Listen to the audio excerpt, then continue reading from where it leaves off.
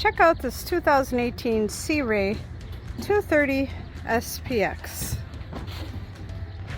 Does have a tower on it in Bimini. Comes with covers. Has sea decking in it. Does have a Mert Cruiser. 4.5 Bravo 3 outdrive. Bathroom rated for 13 passengers. Go inside here and take a peek. Walk through windshield. Big ski locker. Bolster seats. You could flip these up if you want to sit up a little higher. Tilt steering. There's your switch down there for the submersible swim platform. This boat only has 29 hours. Ray Marine. Bluetooth stereo. It's a Rockford Fosgate.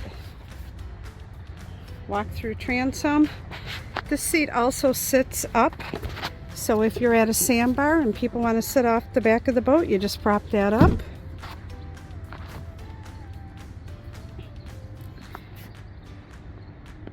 Very good condition.